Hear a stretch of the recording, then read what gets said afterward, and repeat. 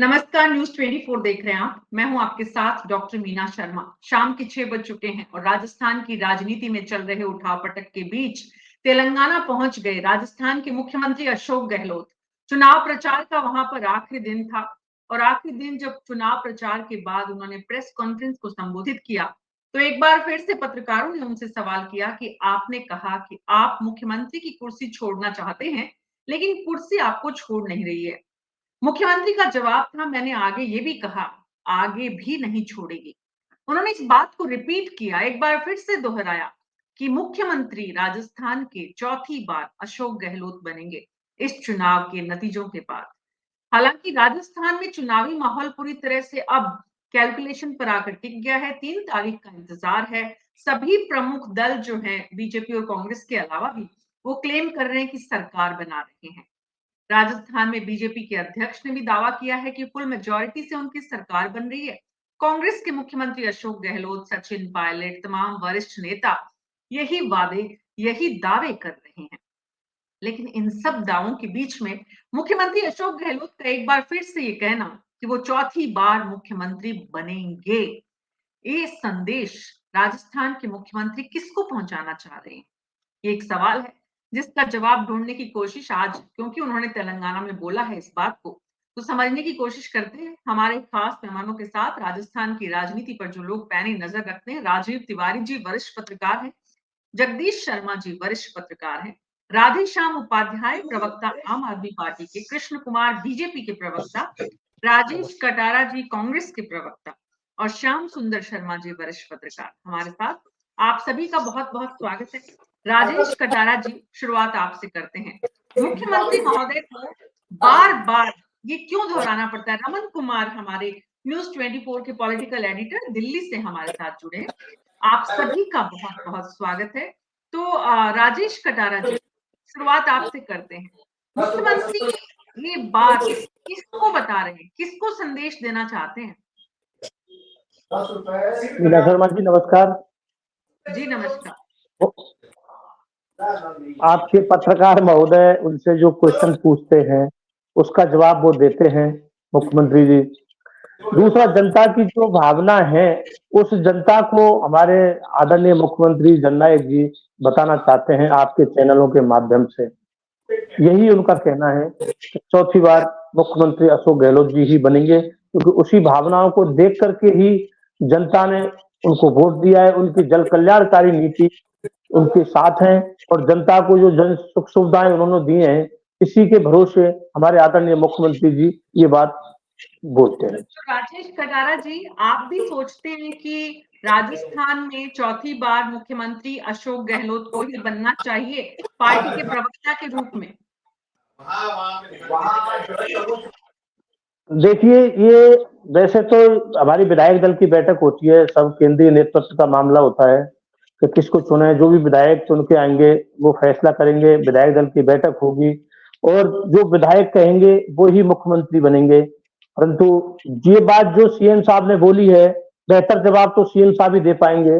परंतु जनता की जो भावना है, जनता ज्यादा से ज्यादा जनता ये चाहती है कि हमारे मुख्यमंत्री आदरणीय अशोक गहलोत जी ही हों।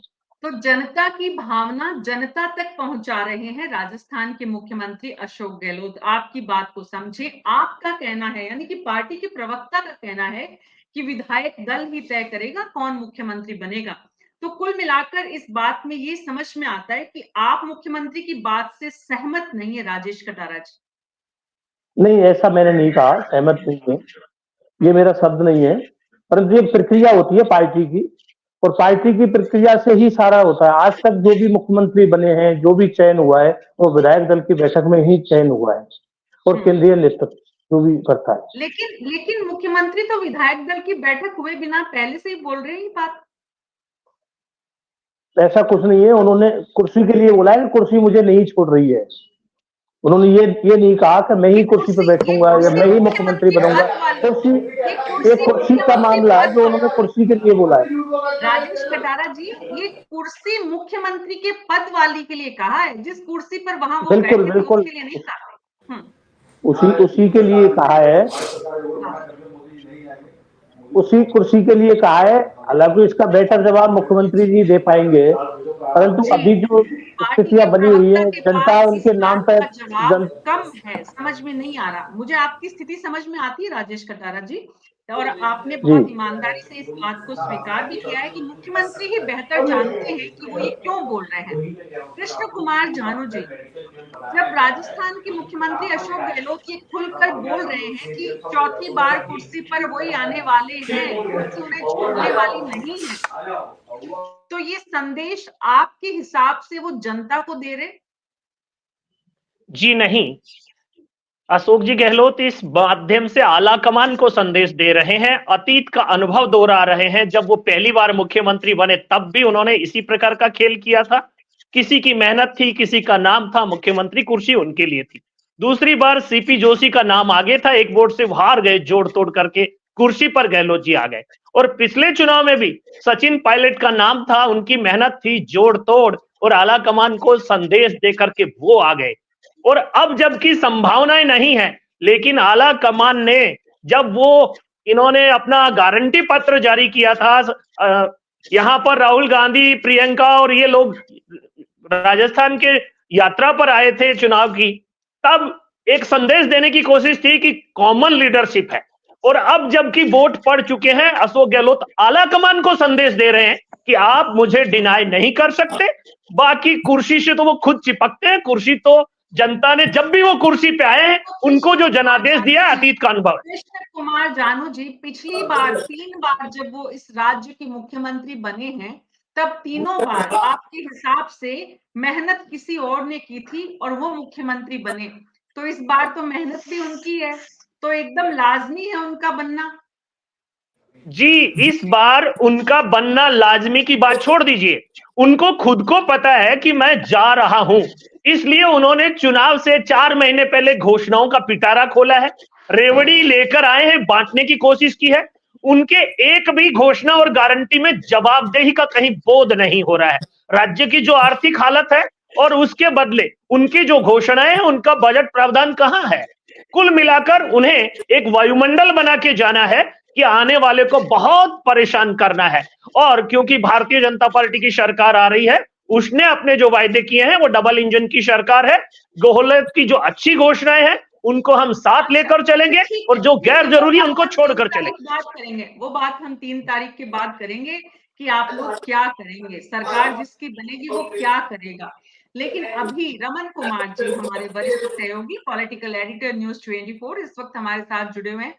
रमन जी, चर्चा दिल्ली तक भी होगी क्योंकि पवन खेड़ा की पत्नी के प्रचार प्रसार के लिए वो तेलंगाना गए, और तेलंगाना में जब प्रेस कॉन्फ्रेंस को एड्रेस किया तब भी उन्होंने बाकायदा जवाब देते हुए कहा कि मैंने आगे ये भी कहा है कि फिर बनूंगा। यानी उस बात को उन्होंने आज फिर दोहराया ही नहीं, याद दिलाया ही नहीं, बल्कि उस पे स्ट्रेस दिया। ये संदेश किसको है रमन जी? देखिए, बिल्कुल ये संदेश कांग्रेस आलाकमान को है कि अशोक गहलोत अपनी दावेदारी नहीं छोड़ना चाहते और किसी भी सूरत में वो अपनी दावेदारी को छोड़ने के हक में नहीं है।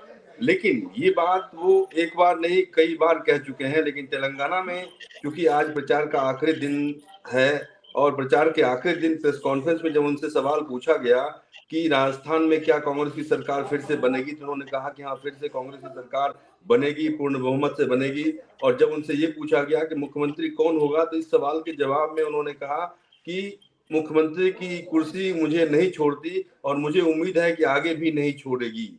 यानी कि साफ तौर पर वो एक संदेश देने की कोशिश कर रहे हैं कि आने वाले समय में जब भी मुख्यमंत्री चुनने की बारी आएगी तो उनकी दावेदारी को नजरअंदाज नहीं किया जाए। उस चुनाव से पहले ही, चुनाव नतीजे आने से पहले ही वो फिर से अपनी दावेदारी को पुख्ता तौर पर स्थापित करना चाहते हैं और जताना चाहते हैं कि वो उनकी दावेदारी साफ तौर पर आलाकमान के सामने है। हालांकि आलाकमान इस बार फूंक फूंक के कदम रखेगा क्योंकि जो विधायकों की संख्या है उसके दम पर अशोक गहलोत फिर से मुख्यमंत्री बनेंगे अगर कांग्रेस की सरकार बनती है तो। लेकिन जो ग्राउंड रिपोर्ट लगातार राजस्थान से सामने आ रही है वो ग्राउंड रिपोर्ट बहुत ज्यादा उत्साहित करने वाली नहीं है। तमाम कांग्रेस पार्टी के नेताओं से हमने बात की, उनका भी ये मानना है कि बीजेपी और कांग्रेस के बीच कड़ी टक्कर है राजस्थान में। और आने वाले समय में जब 3 तारीख को चुनाव के नतीजे सामने आएंगे तो अगर अशोक गहलोत को पूर्ण बहुमत से या कांग्रेस को पूर्ण बहुमत से सरकार बनाने का मौका मिलता है तो ये आश्चर्य वाली बात होगी। जी, आश्चर्य अगर हो जाता है रमन जी, अगर अगर है उसमें, वैसे तो आपने जो कहा उसी तरह की रिपोर्ट्स चारों तरफ से आ रही है, लेकिन at the same time tight fight बताई जा रही है।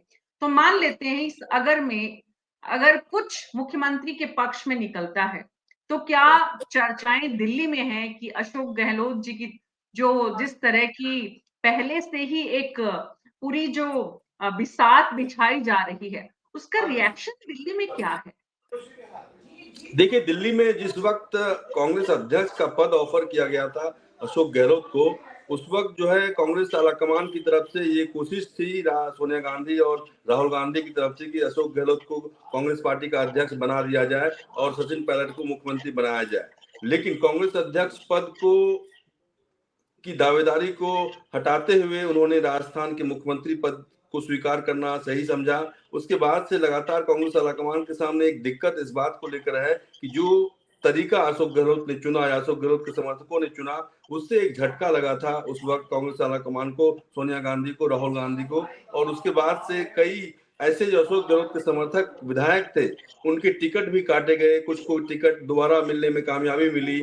लेकिन अभी भी जो विधायकों की संख्या है, विधायकों की संख्या अशोक गहलोत के समर्थक जितने भी विधायक हैं या जिनको टिकट मिला है, उनकी संख्या काफी ज्यादा है और उनके चुनाव जीतने की सूरत में अशोक गहलोत की दावेदारी को नजरअंदाज करना काफी मुश्किल होगा आलाकमान के लिए। जी, जगदीश शर्मा जी, दिल्ली से लेकर तेलंगाना तक, जयपुर में, राजस्थान के हर संभाग में मुख्यमंत्री ने लगभग कई बार इस बात को जो रखा है, उससे संदेश सीधे आला कमान को है।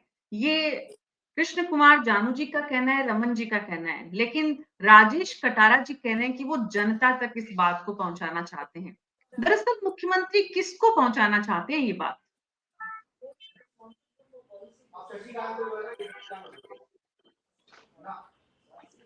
मीना जी, मेरी आवाज ले रही है? जी जी जी, बिल्कुल।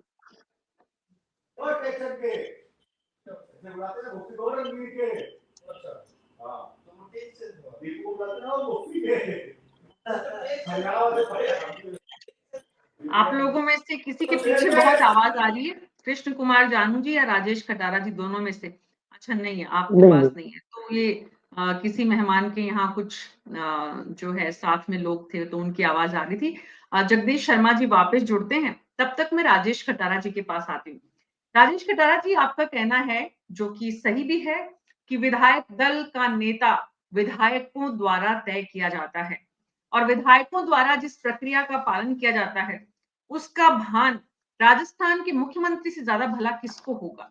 राजस्थान के मुख्यमंत्री इस बात को जानते हुए भी, और इतनी मैच्योरिटी उनमें है, और जादूगर कहते हैं उन्हें, राजनीति के बड़े माहिर खिलाड़ी हैं, अगर इन सब बातों को जानते हुए भी वो जनता के बीच ये संदेश देते हैं, तो क्या वो जनता को भ्रमित नहीं करते हैं, राजेश खटारा जी? देखिए मीना जी, इसमें भ्रमित करने वाली कोई बात नहीं है। ये बयान बहुत पहले उनका आया था और चुनाव की आचार संहिता भी नहीं लगी थी, चुनाव की डेट भी नहीं आई थी, उससे पहला बयान था। आज उन्होंने जो बयान दिया है वो पुराना बयान ही उन्होंने दोहराया है। दूसरा, वो विधायकों के मन की बात जानते हैं। जो विधायक चुनाव लड़ रहे हैं उनमें से ही सारे विधायक जीत पाएंगे। हो सकता है वो विधायकों के मन की बात को समझ करके ये बात बोले हैं, और मैं पहले भी बोल चुका कि इसका ज्यादा बेहतर तो जवाब खुद सीएम साहब ही दे पाएंगे। ज्यादा बेहतर जवाब सीएम साहब ही दे पाएंगे, समझ में आता है राजेश खटारा जी। आप लोगों की भी सीमाएं हैं, पार्टी के प्रवक्ताओं को एक सीमा के बाद समझ में नहीं आता, और स्वाभाविक भी है, और कम से कम पार्टी के वरिष्ठ नेता जब इस तरह की बात करते हैं, तो उनकी स्थिति भी कुछ इस तरह की हो जाती है कि ना उगलते बनता ना कुछ और, इस तरह की जो बातें हैं। जगदीश शर्मा जी, मेरा सवाल जो आपसे था कि मुख्यमंत्री का ये संदेश दरअसल है किसको? मीना जी, मैं ये कहना चाहता था कि वैसे तो ये संभावनाएं बहुत कम है। ये मतलब प्रश्न ही विचारणीय नहीं है कि मुख्यमंत्री जी फिर दोबारा क्या करेंगे या ये संदेश दे रहे हैं, इसका क्या मतलब है? क्योंकि सरकार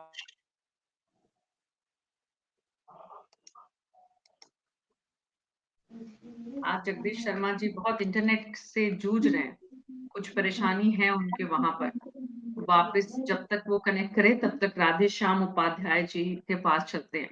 राधे श्याम जी, आप तो कांग्रेस की योजनाओं की बड़ी तारीफ करते रहे हैं। आम आदमी पार्टी ने बार बार कहा है कि आपके मॉडल को दिल्ली से जयपुर लाने का काम किया है कांग्रेस सरकार ने, और अब क्योंकि कांग्रेस सरकार के मुख्यमंत्री रिपीट करने का दावा कर रहे हैं और वो पूरी गणित कैलकुलेशन जो है उसके हिसाब से उनको लग रहा है कि वो मुख्यमंत्री एक बार फिर बनेंगे।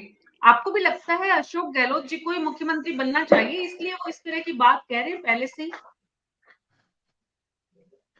देखिए मीना जी, कि राजनीति में महत्वाकांक्षाएं सर्वोपरि होती है और अपने प्रति पॉजिटिव रहना ये भी बहुत अच्छी बात है। और गहलोत साहब सेल्फ रिक्वेस्ट करते हैं अपने आप को सेल्फ, तो अच्छी बात है, अच्छा संदेश देते हैं। होना भी चाहिए। हमारे देश के प्रधानमंत्री कहते हैं चाहे सरकार बने नहीं बने, वो कहते हैं हम जीतेंगे।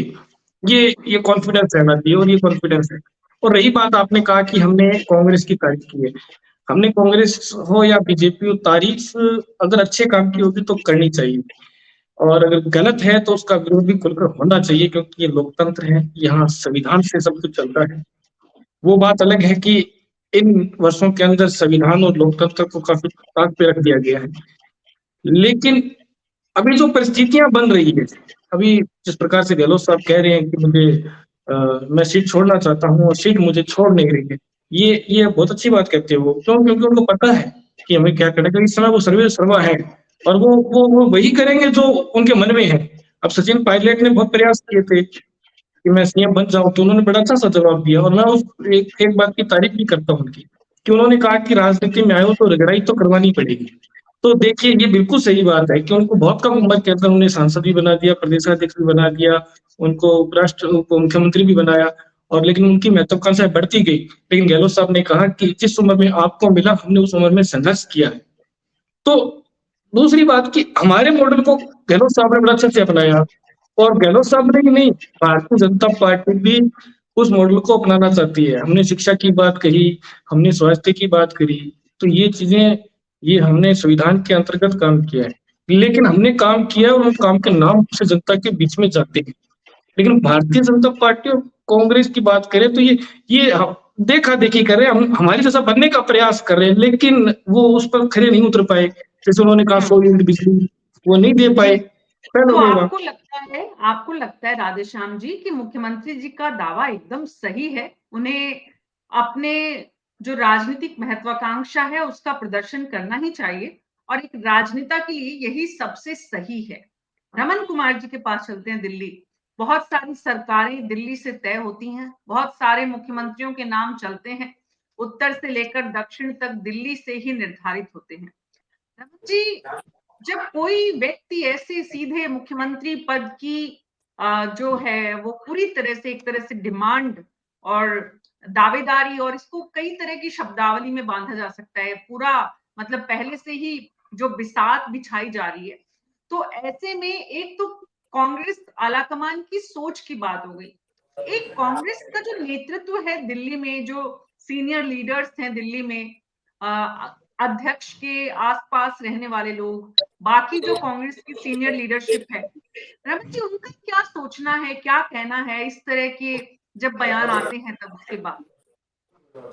देखिए, कांग्रेस आलाकमान को इस बात का अंदाजा है, इस बात की जानकारी है, ये बात पता है कि अशोक गहलोत की कमजोरी राजस्थान है, और राजस्थान के मुख्यमंत्री का पद वो किसी भी सूरत में नहीं छोड़ना चाहते। जो व्यक्ति कांग्रेस पार्टी के अध्यक्ष के पद को ठुकरा चुका हो राजस्थान के मुख्यमंत्री के लिए, वो भी बहुत कम दिनों का वक्त बचा था, उसके बाद भी उन्होंने अध्यक्ष पद को ठुकरा दिया था। इसके बाद से कांग्रेस के नेताओं में खासतौर पर सोनिया गांधी हो, राहुल गांधी हो, प्रियंका गांधी हो या मल्लिकार्जुन खड़गे हो, इनको इस बात की जानकारी है, इस बात का अंदाजा है कि अशोक गहलोत की सरकार गिराने की कोशिश हुई थी, और उस कोशिश को अशोक गहलोत ने बड़ी मजबूती से थाम लिया था। विधायकों को एकजुट रखकर थाम लिया था, निर्दलीय विधायकों को अपने खेमे में मिलाकर थाम लिया था। ऐसी सूरत में अशोक गहलोत के अलावा अगर कोई दूसरा होता तो शायद सरकार बचा नहीं पाता। ये बात भी कांग्रेस आलाकमान को पता है। ऐसी सूरत में सबसे बड़ी बात यह है कि जो विधायक जीत कर आएंगे उनकी पसंद और नापसंद को तरजीह दी जाएगी, उनकी पसंद नापसंद का ख्याल रखा जाएगा। अगर विधायक, जो जीते हुए विधायक हैं, अगर अशोक गहलोत के समर्थन में सामने आते हैं तो कांग्रेस आलाकमान जबरदस्ती अशोक गहलोत की दावेदारी को नजरअंदाज करने का जोखिम नहीं ले सकता, क्योंकि उन्हें ये बात पता है कि आने वाले समय में कितने बहुमत से सरकार अशोक गहलोत बना पाते हैं, कितना मार्जिन होता है, और उस मार्जिन को देखते हुए ऐसा मजबूत नेता चाहिए जो कि आने वाले समय में सरकार को बचाने की जिम्मेदारी निभा सके और लोकसभा के चुनावों में भी बड़ी भूमिका निभा सके। तो ऐसे में जगदीश शर्मा जी, कांग्रेस पार्टी जो है वो जो दिल्ली में जो आलाकमान है वो इस बात को समझ चुका है। ये एहसास अशोक गहलोत जी को भी है और इसीलिए अशोक गहलोत इतने कॉन्फिडेंस से इस बात को कह रहे हैं, रख रहे हैं। तो लाजमी है उनका इस तरह की दावेदारी पेश करना, क्योंकि आलाकमान भी उनकी ताकत देख चुका है।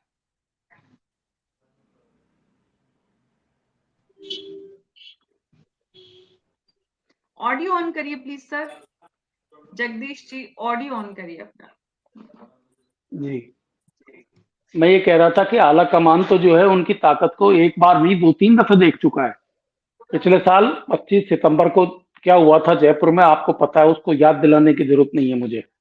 25 सितंबर को उन्होंने आला कमान को सीधे चुनौती देकर अपनी मर्जी से विधायक दल की बैठक नहीं होने दी, जो कि आला कमान बुलवाना चाहता था, और उन्होंने स्पीकर को जाकर सारे, आपको ध्यान है, इसकी पूरी लंबी रामायण की कहने की मुझे जरूरत नहीं है।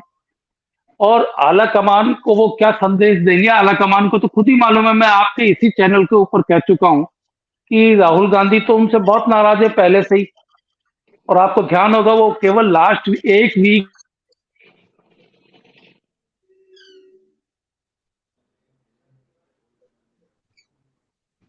राहुल गांधी नाराज हैं, जगदीश जी ये बात कह रहे हैं। और ये बात सिर्फ अभी नहीं है, ये बात पिछली बार जब दूसरी बार मुख्यमंत्री बने थे अशोक गहलोत, तब भी बार बार सुनाई देती थी। तब भी दूसरा मुख्यमंत्री का काल भी अशोक गहलोत जी का इस बार की से भी ज्यादा परेशानी में निकला था। हर बार ये चिंता रहती थी कि जो मुख्यमंत्री हैं वो परेशान है क्योंकि राहुल गांधी खुश नहीं है। लेकिन उसके बाद भी वो तीसरी बार मुख्यमंत्री बने, ना सिर्फ बने बल्कि पूरे 5 साल पूरे किए। तो आलाकमान इतना मजबूर है जगदीश शर्मा जी? देखिए, आला कमान मजबूर नहीं है मीना जी। आला कमान तो जानता है कि क्या हो रहा है, ये क्या सारी चीजें देख रहा है, और दूसरे लोग भी उनको फीडबैक दे रहे हैं, उसका भी उनके पास सारा कुछ है। तो ये तो मुख्यमंत्री जी अपनी भूमिका खुद ही अदा करते हैं। वो अपने आप को जादूगर कहलाते हैं, इसलिए जादूगरी करने की कोशिश करते हैं। कई बार ऐसे जादू फेल होते हैं। तो अशोक जी जो है वो आला कमान को क्या मैसेज देंगे? पहले से ही आप सीएम हैं, आपके ही चेहरे पर पूरा इलेक्शन हुआ है, सबको मालूम है। लेकिन 25 सितंबर को यहाँ क्या होने वाला था इसकी भी चिंता उनको है, इनकी भी नॉलेज है। उन्होंने उसके बाद जो है उससे पहले जो है विधानसभा में जब उनकी सरकार गिराने की प्रक्रिया हुई थी, तब जो है ये सारे कौतक किए थे। सचिन पायलट जो है 19 एमएलए को लेकर चले गए थे बाहर, और ये सब सारी प्रक्रिया। तो ऐसे में आला कमान जो है वो तो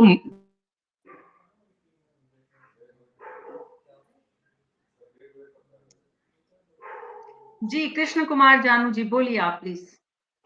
मीना जी, सीधे तौर पर बात को घुमाने की बजाय कहा जाए तो अशोक गहलोत जो है वो सचिन पायलट की जो राजनीति थी कांग्रेस की, उसे निपटाने में फेल हो गए। सरकार बजाने का नौटंकी में वो पास हो गए।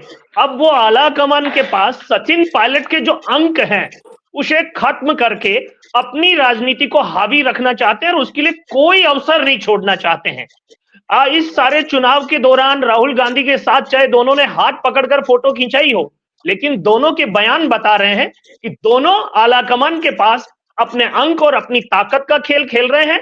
हाँ, इतना जरूर है कि अब के राजस्थान में अशोक गहलोत उस परंपरा का निर्वहन कर रहे हैं कि जब भी वो मुख्यमंत्री आते हैं तो कांग्रेस को सत्ता से हटाकर ही जाते हैं। वो काम करके जाएंगे, लेकिन उनकी कोशिश है कि आलाकमान के साथ सचिन की जो राजनीतिक अंकगणित सेट हो रही है उसे खराब किया जाए, इसके लिए वो कोई अवसर नहीं छोड़ना चाहते। राजनीति में तो राजनीति जिस जिस विधा का नाम है, और चाणक्य से लेकर आज के नए दौर के चाणक्य तक सबने जिस राजनीति को समझा है, राजनीति की जिस विधा को जिया है, उसमें तो मुरली मनोहर जोशी, लाल कृष्ण आडवाणी और सचिन पायलट, इनमें उम्र का ही तो फर्क है। कृष्ण कुमार जानू जी, बहरहाल अभी हम उस पे नहीं आते हैं, अभी हम उस पे नहीं आते हैं। जगदीश जी जुड़ गए हैं, तो जगदीश जी के पास वापस चलते हैं। जगदीश जी पूरी करें, आज आप बहुत परेशानी से जूझ रहे हैं इंटरनेट की। हाँ, मैं अब बिल्कुल अपने मेरे राउटर सवालों के का पड़ोस में जवाब आके आपने बैठा दे हूँ। दिया। जी बोले सर, जगदीश जी नहीं बोल पा रहे आज, बहुत बहुत प्रॉब्लम है इंटरनेट का। जी राधेश्याम जी, आप किसको प्रणाम कर रहे थे? मैं आप ही को प्रणाम कर रहा था कि आपने हमारे बड़े आदरणीय कृष्ण कुमार जी इनकी बात का जवाब जो मुझे देना था वो आपने दे दिया कि जब आप दूसरों के घर में झांक रहे हो, आप अपना घर भी तो देखिए किस प्रकार से कलह मची हुई है। वसुंधरा जी को ठिकाने लगाने के लिए देश के प्रधानमंत्री ने राजस्थान के अंदर उपराष्ट्रपति तक को लेकर उतार दिया, डेरा डाले बैठे हैं। लेकिन राधेश्याम जी, आपको फर्क समझना पड़ेगा, चाहे वो भय भी न प्रीत न हो कि वसुंधरा राजे कुछ नहीं बोल रही हैं, चाहे वो कुछ और उनकी शालीनता हो, चाहे वो उनकी सौम्यता हो, चाहे वो उनकी राजनीतिक परिपक्वता हो, नाम कुछ भी दे, वसुंधरा राजे ने पूरे चुनाव प्रचार के दौरान एक शब्द नहीं बोला। उन्होंने मीडिया से यहाँ तक कि कोई बहुत बड़ा इंटरव्यू तक नहीं दिया, बात नहीं की, दूरी बनाए रखी, विवादों से, चर्चा से, पार्टी में किसी भी तरह का कॉन्फ्लिक्ट से बचने की कोशिश की। पब्लिक प्लेटफॉर्म पर इस तरह के स्टेटमेंट बीजेपी के किसी भी एक नेता की तरफ से नहीं आए। तमाम उनके बीच जो कैलाश मेघवाल का बयान आया वो इंडिविजुअल हो सकता है, लेकिन जो लीडरशिप है और उसकी उन्हें डिसिप्लिनरी एक्शन भी लिया गया। तो जो बात ये है कि बीजेपी और कांग्रेस दोनों में ही स्थितियां खराब है, दोनों में ही जो लीडरशिप है वो एक तरह से कहीं ना कहीं दरकिनार की जा रही है, ये बात सच है। और राधेश्याम जी, क्या बीजेपी, क्या कांग्रेस, आम आदमी पार्टी को खड़ा करने वाले तो आज सारे आम आदमी पार्टी को गाली देते हैं। तो ऐसा नहीं है कि सिर्फ बीजेपी और कांग्रेस में ये है, तमाम वो लोग जिन्होंने आम आदमी पार्टी की बुनियाद रखी, नींव रखी, आज वो सब आम आदमी पार्टी से दूर है। तो यहाँ राजनीति की, मैंने कहा ना, राजनीति की विधा में सब एक ही थैली के चट्टे बट्टे हैं। अब उनमें अशोक गहलोत अगर खुलकर इन सब की तुलना में अगर खुलकर मुखर होकर सामने आकर अपनी बात को रख रहे हैं, तो जगदीश जी अगर आपका इंटरनेट सही हो तो कुछ तो बात है।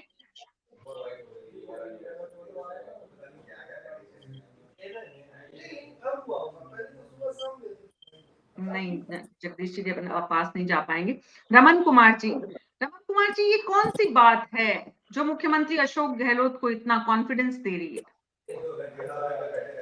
देखिए, अशोक गहलोत ने जिन योजनाओं को इम्प्लीमेंट करने की कोशिश की अपने प्रदेश में, भले ही कहा जा रहा है कि लेट से कोशिश की, बहुत देरी से कोशिश की, लेकिन ऐसी योजनाओं की चर्चा लगातार सिर्फ राजस्थान ही नहीं पूरे अलग अलग प्रदेशों में होती रही कि राजस्थान के मुख्यमंत्री की इन योजनाओं का फायदा आम जनता को या राजस्थान की जनता को काफी ज्यादा मिलता रहा है।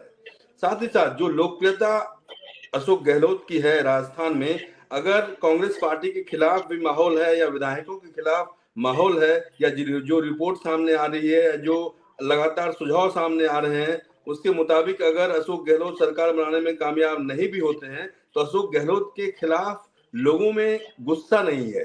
अशोक गहलोत ने जो काम किया है उस काम के दम पर अशोक गहलोत अपनी सरकार को फिर से रिपीट करने की कोशिश कर रहे हैं। वो लगातार ये चाह रहे हैं कि उनकी योजनाओं के दम पर फिर से सरकार रिपीट हो, लेकिन जो परिस्थिति है उस परिस्थिति के हिसाब से आप कह सकते हैं कि अशोक गहलोत का कद काफी बड़ा है और उस कद को देखते हुए उन्हें नजरअंदाज करना नामुमकिन होगा। जी, तो क्योंकि अशोक गहलोत ने अपना कद इतना बड़ा बना लिया है, कि अब दूसरे लोग उनके आसपास नजर नहीं आते हैं, चाहे वो सचिन पायलट हो, चाहे वो दूसरे तमाम राजस्थान की राजनीति में जगह बनाने वाले लोग हों, मुख्यमंत्री के दावेदार हों, लेकिन कोई भी खुलकर उनके खिलाफ बोलने की हिम्मत, ताकत नहीं दिखा पा रहा है। इसीलिए तो कृष्ण कुमार जानू जी नरेंद्र मोदी के खिलाफ अशोक गहलोत का चेहरा है। जी, अशोक गहलोत का चेहरा नहीं, ये डिजाइन बॉक्स की देन है कि अशोक गहलोत पिछले 6 महीने से उसको पैसे खर्च करके अपने चेहरे को चमका रहे हैं। पोस्टरों से चाहे प्रदेश अध्यक्ष हो, चाहे पूर्व उप मुख्यमंत्री, पूर्व प्रदेश अध्यक्ष हो, सबको हटा दिया गया है। बहुत से पोस्टर ऐसे आए हैं जिनमें सिमेट कर रख दिया राष्ट्रीय नेतृत्व को। अशोक गहलोत ने खुद को प्रोजेक्ट किया है डिजाइन बॉक्स के माध्यम से। दूसरा एक विषय आया कि अशोक गहलोत की योजनाएं हैं। ये योजनाएं एक नैरेटिव परोसने की कोशिश है। योजनाओं के इम्प्लीमेंटेशन की चिंता किसी को नहीं है। उन योजनाओं को इस प्रकार से परोसा जा रहा है कि लोगों को लगे कि ये लागू होंगी तो बहुत कुछ हो जाएगा। तीसरा विषय एक आया कि अशोक गहलोत के प्रति जनता में गुस्सा नहीं है। सच्ची बात तो है, इस प्रदेश के युवाओं में इतना गुस्सा है, 19 पेपर लीक हुए हैं और किसी प्रकार के सरकारी रोजगार की जो संभावनाएं थी उन सबको लटकाया गया, भटकाया गया, अटकाया गया। गुस्सा बहुत है, लेकिन गुस्से की सुनवाई कौन करता है? फुल टाइम गृह मंत्री नहीं है। महिला उत्पीड़न के मामले में प्रदेश 1 नंबर है। कानून व्यवस्था चौपट हो चुकी है और तुष्टीकरण की राजनीति अपनी प्रकाष्ठा पर है। ये सारी बातें बताती हैं कि अशोक जी गहलोत राजस्थान में क्या करना चाहते हैं। वो केवल और केवल तुष्टीकरण करके आला कमान का आशीर्वाद प्राप्त करना चाहते हैं। अगर वो नहीं देती है तो अपनी ताकत से उन्हें डराना चाहते हैं। यही वायुमंडल बनाने के लिए आज का उनका बयान है। तो कृष्ण जी, मैं आपके पास वापस आऊं उससे पहले राजेश कटारा जी के पास एक बार चलते हैं। राजेश कटारा जी, ये जो डराने का आरोप लगा रहे हैं यहाँ पे बीजेपी के लोग कि मुख्यमंत्री अशोक गहलोत पार्टी के बाकी नेताओं को डरा रहे हैं, आला कमान को डरा रहे हैं, आपकी पार्टी में भी ऐसी चर्चा होती है क्या? देखिए मीना जी, कृष्णकांत जी कुछ भी बोल सकते हैं, परंतु इनको बोलने का अधिकार खो चुके हैं। इनकी पार्टी बिल्कुल लोकतांत्रिक तरीके से काम नहीं करती। हमारी पार्टी में इतनी हिम्मत है कि लोकतांत्रिक तरीके से कोई अपनी बात खुल के बोल सकता है। अपने पार्टी फोरम पे नहीं, आम आदमी के सामने ही बोल सकता है। इनके जिसने भी बोला उसको बाहर का रास्ता दिखा दिया गया, ना कि उसकी बात की सुनवाई करी गई। कैलाश मेघवाल जी को देख लीजिए आप, सूर्यकांत व्यास जी को ही वहां देख लीजिए आप, क्या क्या किया उन्होंने। जरा सा क्या मुख्यमंत्री से मिल ली, उसके बाद उसका टिकट काट दिया गया। कैलाश मेघवाल जी ने बोल दिया, अर्जुन राम मेघवाल इनके मंत्री हैं, उनके लिए उनका टिकट काट दिया गया। तो ये कहाँ लोकतांत्रिक है? किस तरह की बात करते हैं? हमारी जो घोषणाएं तो रेवड़ियां बता रहे हैं। प्रधानमंत्री जी ने खुद 400 450 रुपए का सिलेंडर किया है, क्या वो रेवड़ी नहीं है? क्या भारत के प्रधानमंत्री जी को दिल्ली में बैठ के घोषणा नहीं करनी चाहिए पूरे भारत के लिए? वो एक राज्य में आके चुनावी प्रचार कर रहे हैं, एक राज्य के मुख्यमंत्री बनना चाहते हैं क्या? जैसे सांसदों को उन्होंने लड़ा दिया है एमएलए के लिए, क्या प्रधानमंत्री जी भी कहीं सीएम बनना चाहते हैं? आज अगर उन्होंने घोषणा कर दी, मुख्यमंत्री जी अगर बोलते हैं तो क्या बुराई है उसमें? कांग्रेस में लोकतांत्रिक तरीके से हर आदमी को अपनी बात रखने का अधिकार है, परंतु इनकी पार्टी में कोई बोल के बता दे इस बात को कि मैं मुख्यमंत्री बनूंगा, बोल दो, कल ही वो रास्ता दिखा देंगे उसको, उसका टिकट तक काट लिया जाएगा। हमारे यहाँ ऐसा कुछ नहीं होता। हर आदमी स्वतंत्र है और स्वतंत्रता के दायरे में हर आदमी बोलने का अधिकार रखता है। उसमें क्या बुराई है बोलने में? आप बताइए, आप कृष्णकांत जी बोल के बताएं ना, किसी नेता की हिम्मत है क्या? वसुंधरा जी को कितना हुआ, क्या वसुंधरा जी बोली एक शब्द भी? क्योंकि वो जानती है जिस दिन एक शब्द बोल दिया उस दिन बाहर का रास्ता दिखा दिया जाएगा, उनकी कोई सुनवाई नहीं की जाएगी। ये राजतंत्र है, राजतंत्र बनाना चाहते हैं, राजा का तंत्र बनाना चाहते हैं, लोकतंत्र नहीं। लोकतंत्र में आदमी खुल के बात बोल सकता है, इनका राजतंत्र है और कोई आदमी नहीं बोलता। एक आदमी बोलता है, सब नीचे, चाहे वो सच है तो सच, झूठ है तो झूठ, उसके सब उसके साथ लग जाते हैं। जी मीना जी। कृष्ण कुमार जी, बात तो सही है राजेश जी की। मीना जी, आपको सही इसलिए लग रही है कि राजस्थान की परिस्थिति जो है उसको आप समझें जरा। सचिन पायलट बेचारे बोले ही तो थे, उन्हें कौन सा रास्ता दिखाया गया था? और भारतीय जनता पार्टी में बोलने पर नहीं, एक मापदंड तय था कि इस आयु से अधिक उम्र के लोगों को अपवाद स्वरूप भले ही अन्यथा टिकट नहीं मिलेगा। जिन 2 उदाहरणों की ये चर्चा कर रहे हैं, उनको बोलने पर नहीं, उनके बगावत करने पर कोई फैसला किया गया है। और ये फैसले तो कांग्रेस भी करती है। राजनीतिक लोकतांत्रिक व्यवस्था में पार्टी के दलीय अनुशासन के नाम पर किए गए कार्रवाई को आप तानाशाही क्यों बोल रहे हैं भाई? तानाशाही की मलिंगा जी बात को वहां टिकट होती है जहां भाजपा में चर्चा नहीं होती क्या सारे विषयों पर। कांग्रेस में सारे मलिंगा जी विषयों को का टिकट फैसला दिया तो आला क्या कमान के उसके क्या पर्यवेक्षकों के मापदंड था? सामने 92 विधायकों का इस्तीफा किसने दिलाया था, और फिर क्या कार्रवाई हुई उन पर 25 सितंबर के उस एक्ट पर। कुल मिलाकर के आपके पार्टी का लोकतंत्र और अनुशासन जनता के सामने है कटारा जी। हाँ, आप स्वतंत्र भाजपा को विधायक आरोप है, लगाकर कुछ भी कहें। आरोप नहीं है, मीना जी, सच्चाई है। बिल्कुल, तो स्वतंत्र विधायक है, विधायक कुछ भी कर सकते हैं, उसमें कोई ऐसा नहीं। कहीं एक भी बात बता दीजिए कि मुख्यमंत्री जी ने उनको कहा कि भाई आप बताओ। मुख्यमंत्री जी आलाकमान सचिन के साथ बैठे थे। विधायक को अपना निर्णय लेने का अधिकार है, क्योंकि वो स्वतंत्र संस्था से चुन के आए हुए हैं। अगर वो उस मीटिंग में आ, नहीं आए तो उसमें मुख्यमंत्री जी का कतई दोष नहीं है। कटारा जी, आपने अपनी पार्टी के प्रदेश अध्यक्ष की कितनी सुनवाई की थी, उनका पद छीन लिया था। आपने अपने उप मुख्यमंत्री की कितनी सुनवाई की थी, उनका पद छीन लिया था। आप कितने लोकतांत्रिक है, राजस्थान तो जानता ही है। लेकिन देखिए, लेकिन सारी लेकिन उनकी सारी सुनवाई हुई, रमन जी उनको वापस राजन टिकट जी, दिया गया, अब वापस चुनाव लड़ रहे हैं। आपसे बताइए, आपने टिकट दिया क्या? और आप करते हो कि कभी कहते हो साहब दलित विरोधी। आपने मलिंगा को टिकट दिया ना, हमने उसको टिकट नहीं दिया। उन्होंने दलित विरोधी गतिविधियां पाई गई उनकी। उस एक्सीएम को इतना पीटा उन्होंने, आज तक भी वो हॉस्पिटल में एडमिट है। हमने उनको टिकट नहीं दिया, आपने 1 मिनट में आपकी टिकट दे कानूनी दिया। कार्रवाई क्या थी सरकार की, बिल्कुल कानूनी पीटने से कार्रवाई लेकर है। टिकट के निर्णय कार्रवाई तक। नहीं, कैसे नहीं है कानूनी कार्रवाई? आपने उसको हमें टिकट विषय कैसे पर दे बने दिया? रहना है। आप बताइए। हमें विषय पर बने रहना है, नहीं, प्लीज आपने प्लीज विषय क्या, पर आपके बने पास में रहिए। कैंडिडेट है ही नहीं? ये डेमोक्रेसी की बात किस हो रही है, इंटरनल पार्टी डेमोक्रेसी। दोनों को लगता है, बीजेपी और कांग्रेस, की दूसरे के घर में छेद है। रमन कुमार जी, ये पॉलिटिकल पार्टीज की डेमोक्रेसी को इम्प्रूव करने में या डेमोक्रेटिक वैल्यूज को बढ़ाने में क्या अशोक गहलोत के ये जो स्टेटमेंट है ये वैल्यू ऐड करेंगे कि उन्होंने पार्टी में डेमोक्रेसी जो है, मतलब कि भाई मेरा भी अधिकार है बोलने का, सब कुछ तय आला कमान नहीं कर सकते हैं, आला कमान एक सीमा तक ही दखल रख सकते हैं, मेरा पार्टी में क्योंकि एमएलए मेरे साथ हैं तो मेरा अधिकार और जिम्मेदारी ज्यादा बनती है, जवाबदेही भी मैं तय करूंगा। तो इंटरनल डेमोक्रेटिक वैल्यूज को बढ़ाने और घटाने में अशोक गहलोत की भूमिका, कांग्रेस पार्टी के लीडर्स दिल्ली में बैठकर रमन जी कैसे देखते हैं? देखिए, कृष्ण कुमार जी ने जिस 25 तारीख की बात कही, उस 25 तारीख के की जो घटना थी, उस घटना के बाद सोनिया गांधी से मिलने के बाद अशोक गहलोत ने सार्वजनिक तौर पर माफी मांगी। अगर अशोक गहलोत ने गलती नहीं की थी तो अशोक गहलोत को माफी मांगने की जरूरत नहीं थी। अशोक गहलोत को भी इस बात का एहसास हुआ था कि उनसे एक भारी चूक हुई और कहीं ना कहीं इस बात को लेकर कांग्रेस आलाकमान उनसे काफी नाराज है। एक गलत संदेश गया है कि अशोक गहलोत जैसे जिम्मेदार व्यक्ति को, जिम्मेदार राजनेता को इस तरह की हरकत नहीं करनी चाहिए। विधायकों को इस तरीके से स्वतंत्रता नहीं दी जानी चाहिए। जो विधायक दल की बैठक कांग्रेस आलाकमान के सहमति के बाद बुलाए जाने की बात थी, वो विधायक दल की बैठक में विधायक नहीं आए और अलग से स्पीकर के पास चले गए। ये कहीं ना कहीं आलाकमान को एक चुनौती थी, आलाकमान के सामने एक संदेश देने की कोशिश की अशोक गहलोत की।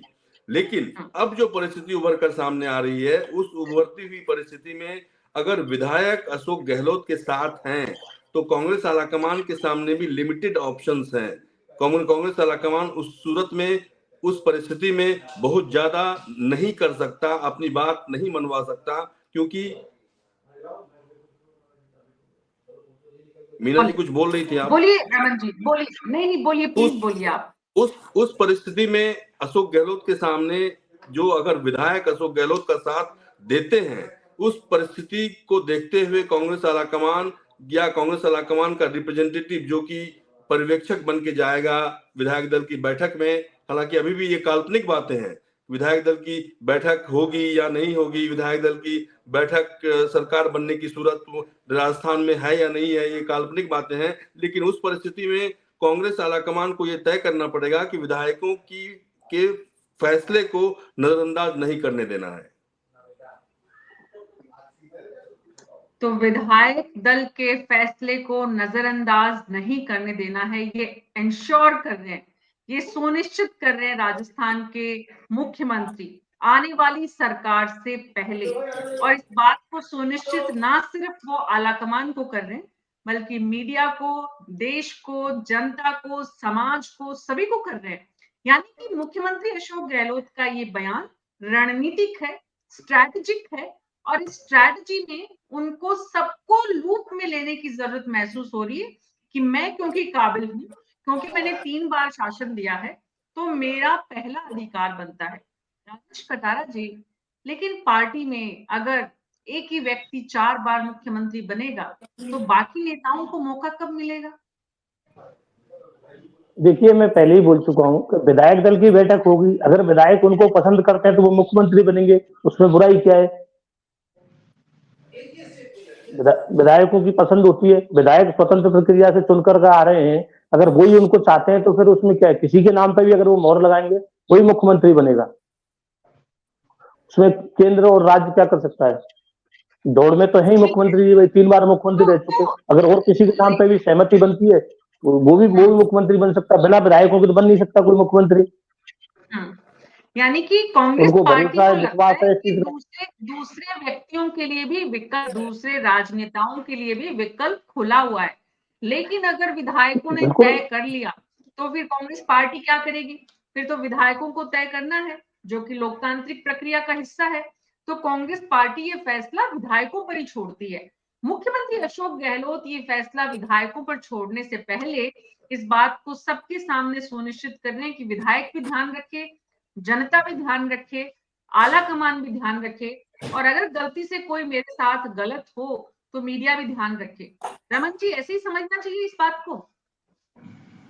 बिल्कुल आप सही कह रही हैं कि जिस तरीके से परिस्थिति सामने आएगी उस परिस्थिति के हिसाब से ही कांग्रेस आलाकमान भी चलने की कोशिश करेगा, और अशोक गहलोत की जो जिम्मेदारी है, अशोक गहलोत अपनी जिम्मेदारी को बखूबी निभाने की कोशिश भी करेंगे। हालांकि विधायक दल की बैठक में विधायकों की पसंद नापसंद सबसे ज्यादा महत्वपूर्ण है, और उसी पसंद नापसंद के बल पर, उसी पसंद नापसंद के दम पर जो है अगला मुख्यमंत्री राजस्थान में कौन होगा, कांग्रेस की तरफ से कौन होगा, ये डिसाइड करेगा। जी, राधेश्याम उपाध्याय जी, मैं आती हूँ कृष्ण कुमार जी आपके पास।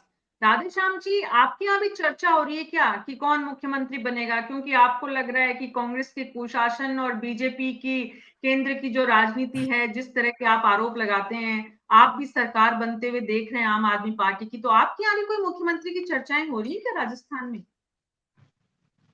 देखिए मीना जी,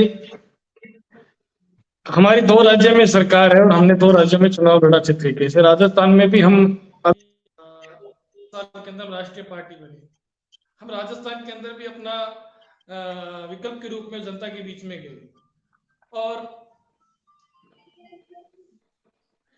बिल्कुल ये होता है कि हम राष्ट्रीय पार्टी हैं और हम यहाँ चुनाव लड़ रहे हैं, हमारा भी सीएम चेहरा होना चाहिए। लेकिन इसमें कहीं कहने में मुझे कोई गुरेज नहीं है कि हम ऐसी स्थिति में नहीं है कि हम यहाँ कि मैं यहाँ सीएम बना रहा हूँ या ऐसा कुछ होगा, ये ऐसा नहीं है।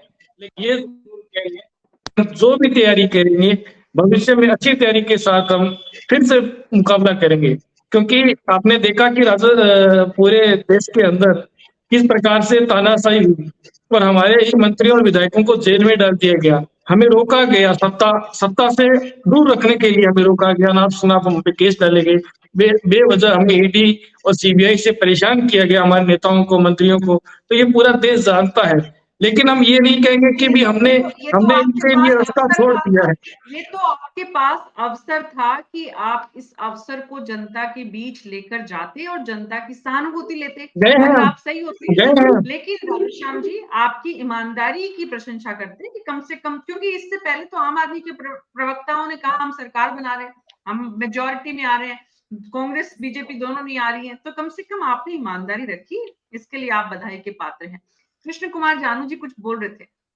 जी मीना जी, मैं इतना बताना चाहता था कि अशोक जी गहलोत ने ये जो स्ट्रेटेजिक बयान दिया है, इसके माध्यम से आलाकमान को संदेश दे दिया है कि एक परिवार पूरा देश चला सकता है, सोनिया, राहुल, प्रियंका, तो एक 3 बार का मुख्यमंत्री एक प्रदेश क्यों नहीं चला सकता? वो हक जताना चाहते हैं कि इस प्रदेश को मैंने सेवा दी है, सर्विस दी है, चाहे पार्टी के नाम पर दी है, आप भी तो परिवार के नाम पर पूरे कांग्रेस के मालिक हो, मैं राजस्थान का मालिक रहना चाहता हूं, यही संदेश है इसके पीछे। तो कृष्ण कुमार जी, गलत क्या है इसका? बिल्कुल गलत नहीं है मीना जी, ये जागीरदारी प्रथा है, सामंती प्रथा है, बांट लीजिए, लोकतंत्र तो दिखावा बचेगा फिर। तो ऐसे में वसुंधरा राजे की दावेदारी अपने आप खारिज हो जाती है तीसरी बार बनने की? मीना जी, निश्चित रूप से खारिज नहीं होती है, लेकिन एक ही आदमी बार बार मुख्यमंत्री क्यों, बाकी लोगों को मौका क्यों नहीं? इसलिए भारतीय जनता पार्टी ने 75 साल की आयु का मापदंड तय किया है और उसका पालन करने की भरपूर कोशिश जारी है। राजेश कटारा जी, ये तो प्रशंसा की बात है ना बीजेपी जो कर रही है। बिल्कुल, इसका मतलब प्रधानमंत्री जी का भी चेहरा ही बदला जाएगा, ये कहना चाह रहे हैं। एक आदमी 10 साल बन लिया प्रधानमंत्री, नया चेहरा पे सामने चुनाव लड़िए। दूसरा, गांधी परिवार की बात कर रहे हैं, इतने दिनों में क्या उनके परिवार में से कोई प्रधानमंत्री बना, क्या कोई मंत्री बना, क्या कोई लाभ के पद पर रहा? जितने दिन नेहरू जी प्रधानमंत्री नहीं रहे थे, उससे ज्यादा दिन वो जेल में रहे थे नेहरू जी, इनको ये जानना चाहिए। और कांग्रेस ही एक ऐसी पार्टी है जिसमें बलिदान और शहीद दिवस मनाए जाते हैं देश की आजादी के लिए, और इन लोगों की आज तक देश के नाम पर कोई उंगली कटी हो तो बता दीजिए। ये दूसरे लोगों की उंगली कटवाते हैं, ये दूसरे लोगों की मौत का फायदा उठाते हैं। बीजेपी पार्टी ऐसी पार्टी है कि जातिवाद का फैला करके घृणित खेल खेलती है, और उसका सबसे ज्यादा फायदा अगर उठाती है तो वो एक बीजेपी है। ये काम रोकने का काम नहीं करते, ये हिंसा फैलाने का काम करती है बीजेपी पार्टी। इस तरह की परिवारवाद की बात करके, परिवारवाद इनकी देखिए कितनी पुरानी पार्टी है, 3 पीढ़ी अभी भी इनके परिवारवाद है। क्या अपने जो रक्षा मंत्री है उनके बेटे चुनाव नहीं लड़ रहे?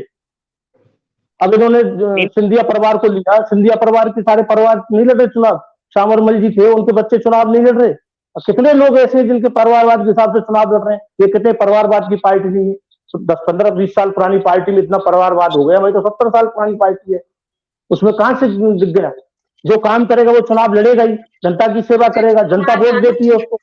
कृष्ण कुमार जानू जी, प्रधानमंत्री पर हमला किया है राजेश जी ने, और वो बहुत ज्यादा तार्किक है, लॉजिक है। 2 बार बन गए, क्यों तीसरी बार प्रधानमंत्री बनना चाहते हैं? प्रधानमंत्री जी ने खुद ने 75 साल का मापदंड तय किया है। इतनी जल्दी क्या है कांग्रेस के नेताओं को कि वो जल्दी हटे? अरे भाई 75 साल तो आने दो, आप इतने उतावले क्यों हो रहे हो?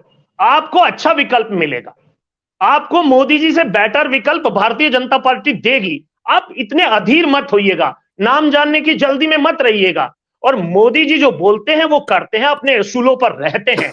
इसलिए आप ये आशंका मत पालिए कि मोदी जी हटेंगे नहीं हटेंगे।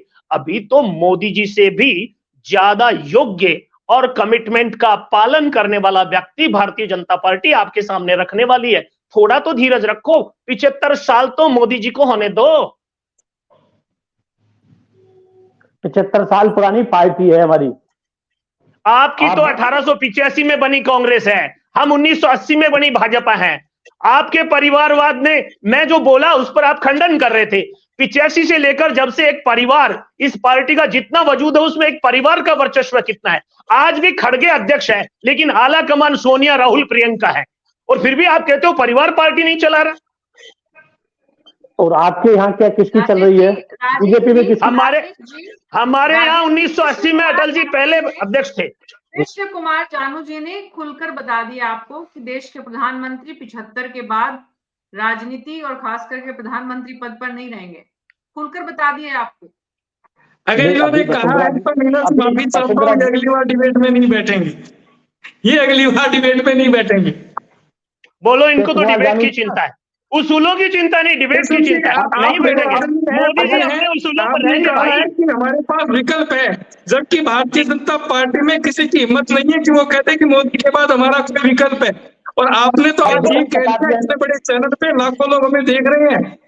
जी लाखों लोग कह रहे हैं, मैं जिम्मेदारी से कह रहा हूँ। हमारी मुलाकात होगी जी अगली बार अपनी मुलाकात होगी, मैं बहुत जिम्मेदारी से कह रहा हूँ। भारतीय जनता पार्टी 80 में बनी, अटल जी पार्टी के पहले अध्यक्ष थे और आज नड्डा जी अध्यक्ष हैं। एक भी अध्यक्ष एक परिवार से रिपीट नहीं हुआ है, और अगले अध्यक्ष कौन होंगे पता नहीं, लेकिन कांग्रेस के अगले अध्यक्ष रेहान वाड्रा होंगे। डिग्री है वो भी बता दीजिए, राजनाथ सिंह के बेटे के पास कौन सी डिग्री है वो भी बता दीजिए। लगे हाथ जब आपने इतना बड़ा कह ही दिया है तो ये भी बताइए आप हमें। आप आदमी पार्टी डिग्रियां देखने का काम करती है मात्र, बाकी सबको पता है दिल्ली में आपने क्या किया है। आपके सांसद, आपके मंत्री, आपके विधायक सब जेल में बैठे हैं, कोई बिल्कुल न्यायालय देते हैं। जमानत नहीं दे रहा है, फिर भी हमें आप गर्व हमारी है। डिग्री मांग रहे हैं। हमें किस गर्व बात है का गर्व किशन है? जी, हमारे बेईमानी के हमारे आरोप में, मंत्री जेल झूठ में हैं, फसाद के आरोप उन्होंने में जेल आपकी में और अभियोजन गर्व भी है। स्वीकार नहीं की। आप लोग पता ऐसे नहीं बात आपको करें किस तो बात पे गर्व हमारे हो जाता है। दर्शक आपके हमारे सारे दर्शक- फाउंडर मेंबर छोड़ गए, आपके सांसद विधायक मंत्री जेल में है, न्यायालय जमानत नहीं दे रहा है, राजनीतिक और पार्टियों आपको में गर्व है। आना जाना निश्चित है। कृष्ण कुमार जी, आप भी भारतीय जनता पार्टी में स्थायी नहीं है, आपको भी कहीं प्रलोभन मिलेगा, आप भी जाएंगे। नहीं, राजनीतिक मैं पार्टियों में भारत कोई भी आप स्थायी नहीं है। बताएं। आप और अगर हमारे मंत्री भविष्य जेल में मैं है, उन्होंने आपका नरेंद्र प्रपोजल मोदी स्वीकार नहीं कर रहा। का भय स्वीकार राधे नहीं किया। भविष्य जी, भारतीय जनता पार्टी जब तक देश हित की राजनीति करेगी, हम उसके कार्यकर्ता के रूप में काम करेंगे, और जिस दिन प्रलोभन की राजनीति करेगी, छोड़ देंगे। उद्योगपतियों के हित की राजनीति करती है भारतीय जनता पार्टी, आप इस मंच पे स्वीकार कीजिए। ये आपका आरोप हो सकता है, क्योंकि अब आपके पास आरोप लगाने के अलावा कुछ पूरा बचा नहीं देश भाई। जानता है कि जिन उद्योगपतियों पे लाखों अरबों करोड़ का कर्जा था, उनका ही माफ किया गया है। जिस चाइना का आप बहिष्कार करते थे, उसी चाइना को सबसे ज्यादा आपने फायदा दिया है। आप लोग प्लीज मुद्दे पर बने रहिए। हम जिस विषय पर चर्चा कर रहे हैं उसी विषय की तरफ आगे बढ़ते हुए विराम देंगे बस। और राधेश्याम जी और कृष्ण कुमार जी, आप दोनों ही, चाहे युवा हो और चाहे वरिष्ठ हो, लेकिन दोनों ही बड़ी अच्छी डिबेट करते हैं, बड़ी अच्छी तार्किक बातें करते हैं। तो आप लोग कम से कम डिबेट में इस बात का ध्यान रखें कि एक जना बोल रहा है तो दूसरा बीच में ना बोले, क्योंकि बहुत कम प्रवक्ता हैं जो तार्किक तथ्यों के साथ और बहुत ही संतुलित शब्दों के साथ अपनी बात को रखते हैं, और आप दोनों में वो गुण है, तो प्लीज आप उसे मेंटेन करिए। रमन जी, ये बात लगभग अब जो है अशोक गहलोत ये संदेश सिर्फ आलाकमान को, सिर्फ जनता को, सिर्फ कांग्रेस की लीडरशिप को, समाज को नहीं देना चाहते। वो ये संदेश सबको देना चाहते हैं, और सबको देकर वो पुख्ता करना चाहते हैं अपनी कुर्सी को। पुख्ता लाल किले से प्रधानमंत्री ने भी अपनी कुर्सी की है। प्रधानमंत्री ने जो आत्मविश्वास दिखाया है, प्रधानमंत्री की जो स्ट्रैटेजी रही है चुनावों में, बीजेपी ने जिस तरह से सोशल मीडिया और सोशल इंजीनियरिंग और जो न्यू मीडिया का इस्तेमाल किया है, उसका सबसे ज्यादा अगर कहें ग्रहण जिसको किया कांग्रेस पार्टी में किसी ने, तो कांग्रेस पार्टी में अशोक गहलोत वो नेता हैं जिन्होंने बीजेपी के सोशल मीडिया मॉडल को भी ग्रहण किया, और ना सिर्फ उसे बल्कि उसे एग्जीक्यूट भी किया बहुत बेहतर ढंग से।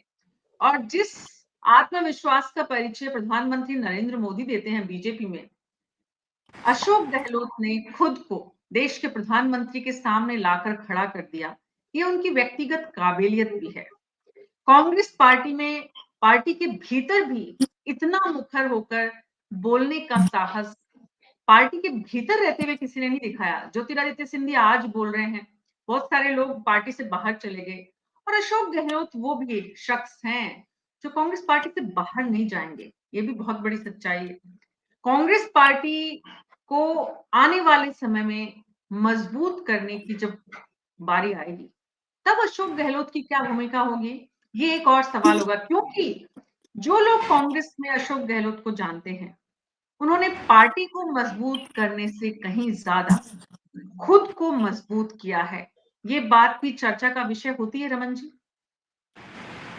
बिल्कुल, आप कह सकती हैं कि जिस तरीके से अशोक गहलोत ने एक स्थापित मापदंड को दरकिनार करते हुए अपनी बात रखी है, उससे एक संकेत और एक सुझाव वो दिया है उन्होंने, अशोक गहलोत ने। और इसीलिए अशोक गहलोत के कद को देखते हुए, उनकी छवि को देखते हुए ही उन्हें कांग्रेस अध्यक्ष बनाने का ऑफर था। और राजस्थान के मुख्यमंत्री का पद छोड़कर अगर वो कांग्रेस का अध्यक्ष बनते, ये बड़ी बात होती कांग्रेस आलाकमान के लिए, कांग्रेस के नेताओं के लिए। और इसीलिए कांग्रेस पार्टी के नेताओं ने एक सुर से, एकजुटता से ये कोशिश की थी कि अशोक गहलोत कांग्रेस पार्टी का अध्यक्ष बने। और अशोक गहलोत ने हालांकि राजस्थान के मुख्यमंत्री का पद लेना ज्यादा उचित समझा, और उस पद पर भी रहते हुए जो बातें अशोक गहलोत कह सकते हैं, बाकी दूसरा नेता नहीं कह पाएगा। जी, तो राजेश कटारा जी, पार्टी के भीतर अशोक गहलोत के जिस तरह के मुखर शब्द हैं या जिस तरह का आत्मविश्वास है, वैसा आत्मविश्वास, वैसा कद राजस्थान में दूसरे नेता अपना नहीं बना पाए। क्या कारण मानते हैं राजेश जी? देखिए मीना जी, आदरणीय मुख्यमंत्री जी ने पूरा जीवन पार्टी के लिए दिया है और समाज के लिए दिया है। इतना मुखर या इतना बोलने का साहस वही आदमी कर सकता है जिसने कुछ त्याग और बलिदान किया हो। आज अशोक गहलोत जी ने इतना त्याग और बलिदान इस समाज के लिए और इस पार्टी के लिए किया है, तभी वो इतना मुखर होकर बोलते हैं, और बोलना भी चाहिए। वही आदमी बोल सकता है। आज आप देखिए, कभी वो रात देखते ना दिन देखते, घर देखते ना बाहर देखते, जहां जो भी पीड़ित हो उसके पास पहुंचते हैं, चाहे हॉस्पिटल जाना हो, चाहे किसी के घर जाना हो, चाहे किसी के सुख में जाना हो, किसी के दुख में जाना हो, हर जगह रात के 12 बजे भी हमारे सीएम साहब हर जगह खड़े मिलेंगे आपको, हर आदमी के साथ। उनका कोई ऐसा प्रोटोकॉल नहीं होता जैसे और पार्टी को होता था, 8 PM नो सीएम। इस तरह की बात हमारे आदरणीय अशोक गहलोत जी के सामने नहीं है।